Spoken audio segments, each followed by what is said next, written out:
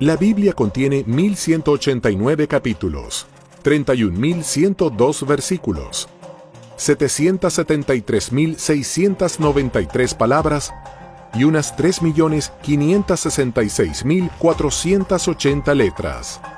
No admite ni una más ni una menos. Evangelio significa buena noticia, un anuncio que tiene un contenido positivo. Eso significa evangelio. La palabra canon en griego significa regla. O sea, es un texto que es reglado en el que reconocemos que la Iglesia identifica en él una determinada realidad. Es una regla, es una legislación, es un reconocimiento de la validez de esos textos. Los 4 evangelios canónicos son Mateo, Marcos, Lucas y Juan. La pregunta es, ¿hasta dónde estos materiales tienen realmente una base histórica? ¿Que realmente tengan como origen el Jesús histórico?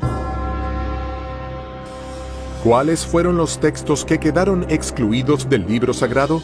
Tenemos el Evangelio de Felipe, tenemos el Evangelio de Judas, tenemos materiales referentes a María Magdalena. ¿De qué época datan estos textos y a qué se lo denomina como evangelio apócrifo? Los evangelios apócrifos tienen en común que datan de una época tardía, es decir, de entre el siglo II y el siglo V después de Cristo, cuando ya ninguno de los apóstoles vivía, ni tampoco de sus primeros discípulos. La mayoría de los evangelios apócrifos son de procedencia gnóstica y reflejan una postura totalmente antijudía, en razón de que el judaísmo postula un Dios creador de un mundo material y el gnosticismo postula un mundo material malvado y un Dios que está interesado solamente en el mundo espiritual.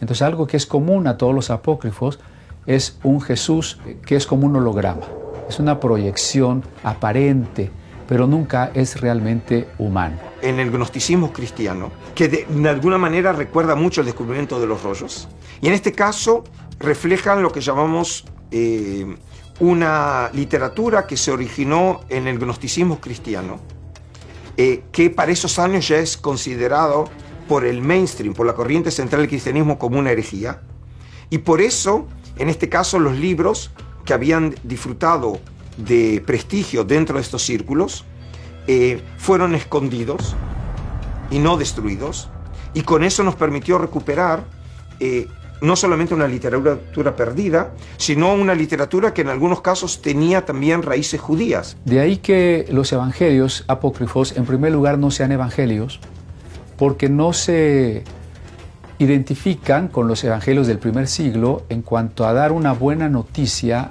de que el Mesías ha llegado, muerto y resucitado, sino que, por lo general, son de un carácter docetista. Es una palabra que deriva del griego docere, que quiere decir apariencia. Para los gnósticos cristianos de los evangelios apócrifos, Jesús aparecía como humano, pero no era verdaderamente humano, porque siendo un espíritu muy elevado no podría realmente haberse rebajado a convertirse en materia. Una vez que el cristianismo se volvió religión oficial del imperio y que los obispos cristianos declararon heréticos ciertos textos y penalizaron su posesión, se desató un proceso de persecución muy intenso contra todos los evangelistas gnósticos, contra todos los gnósticos valentinianos, y la posesión de textos evangélicos fue considerado delito grave. ¿Fueron silenciados los evangelios por una lucha de poder en el seno del cristianismo? En 1947, unos pastores beduinos encontraron cerca de 800 fragmentos de manuscritos del Mar Muerto que datan de unos 2000 años en unas cuevas en el desierto de Judea. ¿Qué misteriosos secretos develan los rollos encontrados?